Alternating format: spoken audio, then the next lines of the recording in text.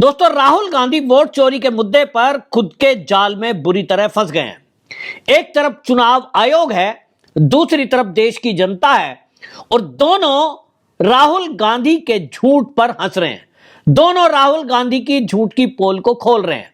पहली बार राहुल गांधी ने कहा कि मैं एक हाइड्रोजन बम फोड़ूंगा, लेकिन जितने भी उदाहरण राहुल गांधी ने रखे वो सब फर्जी निकले।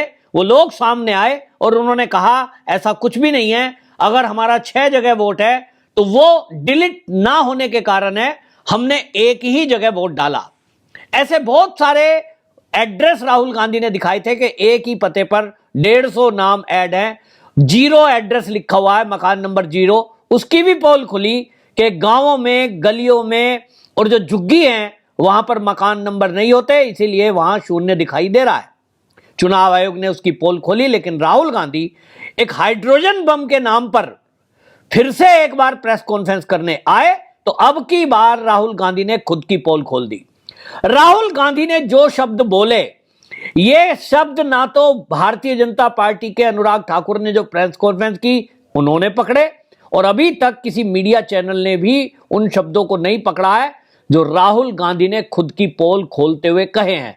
मैं इस वीडियो में आपको सिद्ध करूंगा, जैसा राहुल गांधी सिद्ध करने की बात कर रहा है ना, मैं सिद्ध करूंगा कि ये जितनी भी वोटर लिस्ट की वोट चोरी का मुद्दा राहुल गांधी उठा रहे हैं, ये कांग्रेस के द्वारा फैब्रिकेटेड मुद्दा है, फर्जी तरीके से बनाया गया है, और कोई भी आसानी से राजनीतिक दल इसको बना सकता है जहां उनकी सरकार है। राहुल गांधी की बातों पर गौर करें तो पहले उन्होंने कर्नाटक की महादेवपुरा की बात की थी, वहां भी कांग्रेस की सरकार है, और अब जब आज दोबारा उन्होंने बात कही तो भी कर्नाटक सरकार में आलन सीट की बात की उन्होंने, वहां भी कांग्रेस की ही सरकार है। यानी अपनी जहां सरकार है उसी का खुलासा उन्होंने किया। और गौर करने की बात यह कि जब वोटर लिस्ट में गड़बड़ी है ये चुनाव आयोग मान रहा है, और इसीलिए SIR कराने की बात कर रहा है, यानी विशेष गहन पुनरीक्षण की बात चुनाव आयोग खुद कह रहा है। क्योंकि चुनाव आयोग का कहना यह है कि 140 करोड़ भारतीयों के देश में जहां बड़ी संख्या में वोटर हैं और अलग अलग राज्य हैं, हमारे पास संसाधन सीमित हैं, कुछ भी गड़बड़ी की जा सकती है, तो फुल प्रूफ नहीं है, और इसीलिए विशेष गहन जो निरीक्षण है उसकी आवश्यकता है। लेकिन यह पूरा विपक्ष उसको SIR को भी नहीं होने देना चाहता। राहुल गांधी के दूसरी प्रेस कॉन्फ्रेंस की यदि बात करें तो जिन शब्दों की मैं बात कर रहा हूं, आप पहले खुद सुनिए कि राहुल गांधी ने असल में कहा क्या है। राहुल गांधी ने खुद ये बोला है, खुद को एक्सपोज किया है कि अभी तक हमें अंदर से खबरें नहीं मिल रही थी, अब चुनाव आयोग के अंदर से हमारे आदमी हैं वो हमें खबर दे रहे हैं। सुनिए राहुल गांधी ने क्या कहा कि इलेक्शन कमीशन के अंदर से हमें मदद मिलनी शुरू हो गई। मैं साफ बोल देता हूं, इलेक्शन कमीशन के अंदर से, पहले नहीं हो रहा था, अब इलेक्शन कमीशन के अंदर से इंफॉर्मेशन आ रही है। ये रुकेगा नहीं, ये रुक नहीं सकता है, क्योंकि हिंदुस्तान की जनता इस बात को एक्सेप्ट नहीं करेगी। इन शब्दों पर भारतीय जनता पार्टी के किसी प्रवक्ता, नेता या चुनाव आयोग ने इस पर गौर नहीं किया। कोई मीडिया चैनल इसकी चर्चा नहीं कर रहा कि राहुल गांधी जब खुद कह रहा है कि हमें अब अंदर से मदद मिल रही है, पहले नहीं मिल रही थी। दूसरा, राहुल गांधी ने खुद इस प्रेस कॉन्फ्रेंस में कहा है कि यह पिछले 15 सालों से गड़बड़ी चल रही है। तो मोदी तो अभी 11 साल हुए हैं केंद्र में, पिछला SIR जो हुआ वो 2003 में हुआ, यानी कांग्रेस की सरकारों में पिछला गहन पुनरीक्षण हुआ है लिस्टों का, तो गड़बड़ी कब से है? 2003 से, जहां मोदी का कोई लेना देना नहीं है। ज्ञानेश कुमार जिन पर यह आरोप लगा रहे हैं, इनका भी कोई लेना देना नहीं है, और जो आरोप इन्होंने आज लगाए और पहले लगाए, ये दोनों मुद्दे ज्ञानेश कुमार के जो कार्यकाल में नहीं हुए हैं। राहुल गांधी जो कह रहे हैं, मेरे पास जो जानकारी आ रही है, अब तो राहुल गांधी खुद कह रहे हैं, ये असल में मुझे लगता है कि चुनाव आयोग के कुछ कर्मचारी कांग्रेस से मिले हुए हैं और वो खुद गड़बड़ी कर रहे हैं। खुद गड़बड़ी करके राहुल गांधी को बता दे रहे हैं कांग्रेस शासनकाल में ये हो रहा है। और कितना आसान है कि आपके BLO, आपके BLA आपका डीएम, आपका एसडीएम, और आपने यदि तय कर लिया है कि हमें मोदी सरकार को घेरना है, हमें अगले 5 साल बाद, अब 2029 का चुनाव होगा, अनेक राज्यों में चुनाव आयोग एसआईआर की प्रक्रिया को पूरा करेगा, तो जिन भी राज्यों में ये गड़बड़ी कराना चाहेंगे, कोई भी बीएलओ जहां कांग्रेस की सरकार है, आम आदमी पार्टी की पंजाब में सरकार है, ममता बनर्जी की बंगाल में सरकार है, वामपंथियों की केरल में सरकार है, ये अपने अधिकारियों से मिलकर कह सकते हैं कि साहब ऐसा करो, इस सीट पर ये 500 नाम काट दो, ये 1000 नाम जोड़ दो, और जिनके भी नाम कटवाएं या जुड़वाएं उनको अलग से नोट कर लो, और फिर राहुल गांधी की तरह प्रेस कॉन्फ्रेंस करो चुनाव हारने के बाद कि देखो हम एक्सपोज कर रहे हैं हर हाइड्रोजन बम, परमाणु बम, हम मिसाइल छोड़ रहे हैं, हम राफेल छोड़ रहे हैं, कुछ भी बोल दो। राहुल गांधी को यह समझ में नहीं आ रहा कि आप 2023 का खुलासा कर रहे हैं, 2023 का खुलासा करते हुए कह रहे हैं, जबकि आप ही की सरकार है, आप ही का कैंडिडेट जीता है, 6000 वोट ये कहते हैं वहां से कांग्रेस का कैंडिडेट जीता है। ये कह रहे हैं कि साहब ये गड़बड़ी हमने पकड़ ली, वरना तो हमारा कैंडिडेट ही हार जाता।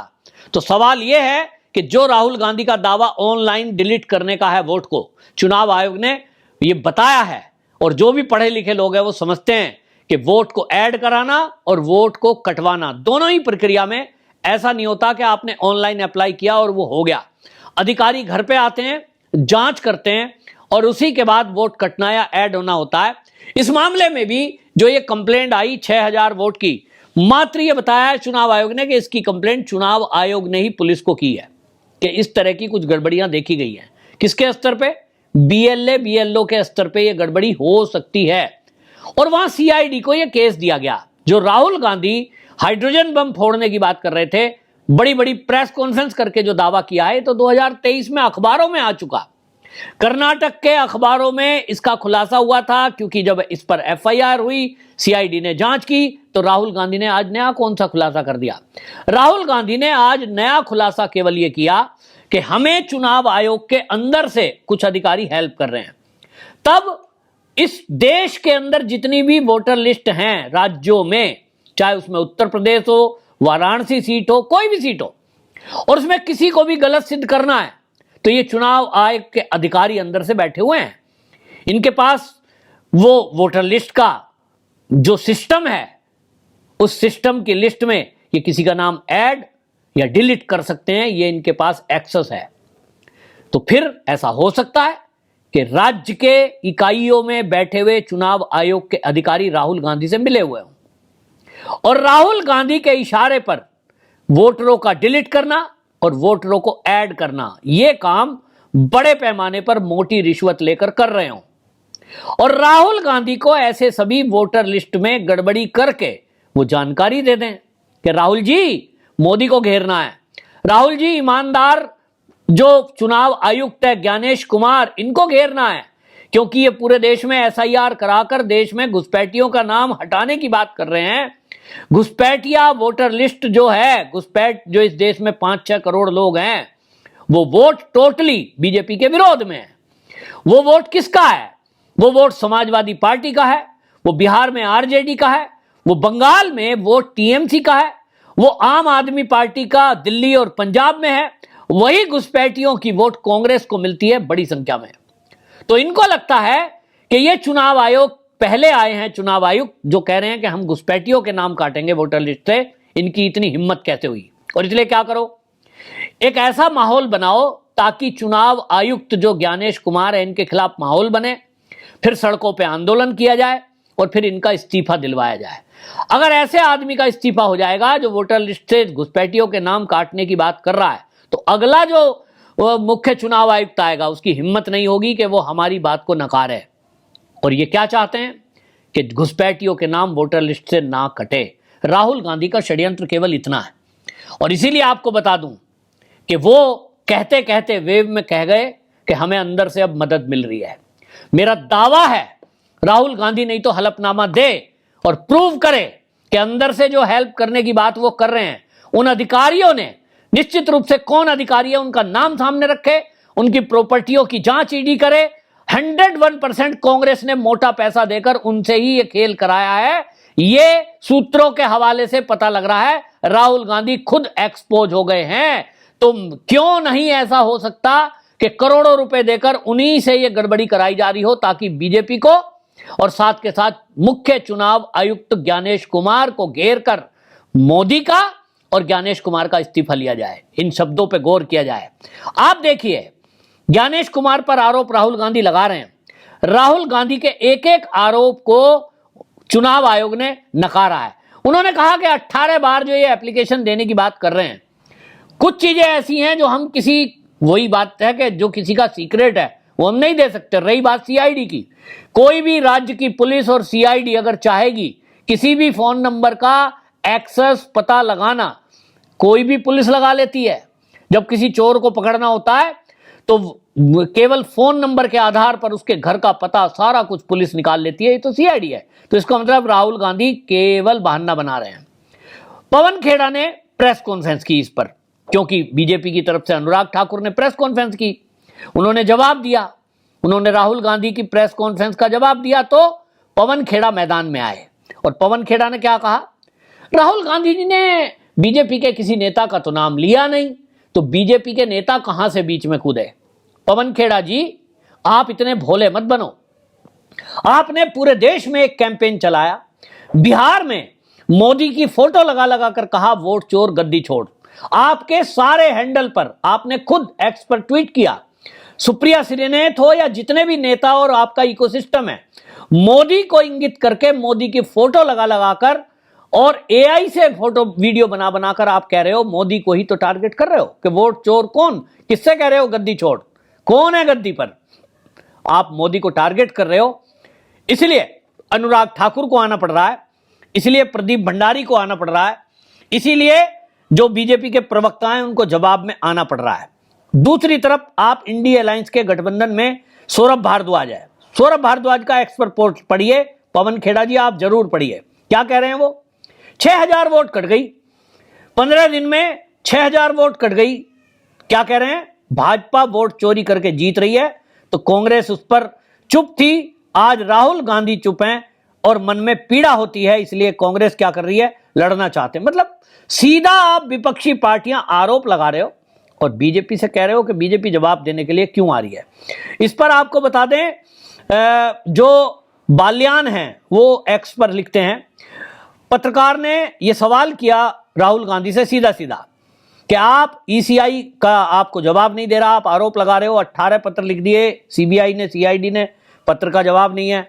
आप कह रहे हो मेरे पास पुख्ता सबूत हैं ब्लैक एंड व्हाइट में, 100% कोई ऐप से वोट डिलीट हुई हैं पूरे देश में। तो अगर चुनाव आयोग आपकी बात नहीं सुन रहा तो आप बात बात में सुप्रीम कोर्ट जाते हो। क्या इस मुद्दे को लेकर सुप्रीम कोर्ट जाओगे? तो राहुल गांधी के फिर से शब्द नोट करो। राहुल गांधी क्या कहता है? मैं नेता प्रतिपक्ष हूं, मेरी जिम्मेदारी लोकतंत्र बचाने की नहीं है।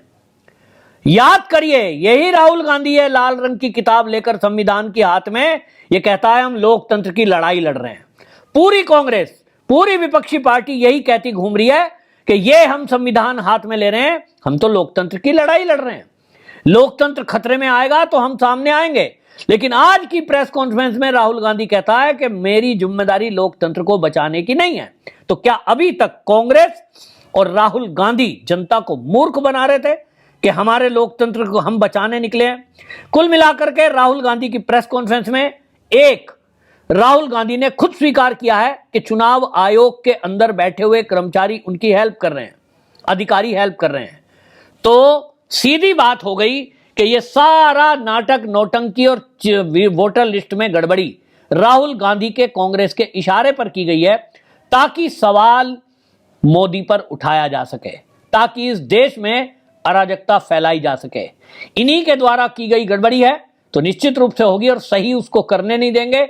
एक तरफ हल्ला करेंगे कि वोटर लिस्ट में गड़बड़ी है, दूसरी तरफ कांग्रेस पार्टी समेत कई विपक्षी पार्टियों ने सुप्रीम कोर्ट में अपने वकील खड़े कर रखे हैं कि हम वोटर लिस्ट को सुधारने नहीं देंगे।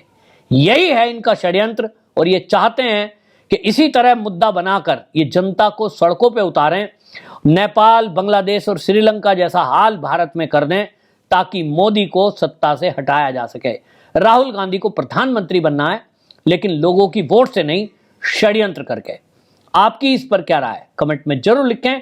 और आपसे मेरा आग्रह है कि इस वीडियो में मैंने जो तथ्य दिए हैं ये बीजेपी के लोगों तक भी पहुंचने चाहिए, या मोदी जी तक पहुंचने चाहिए कि इन पॉइंट पर बात क्यों नहीं करी। राष्ट्रवादियों की अब यह जिम्मेदारी है कि इस वीडियो को देशभक्त के हर मोबाइल में पहुंचाएं। वंदे मातरम।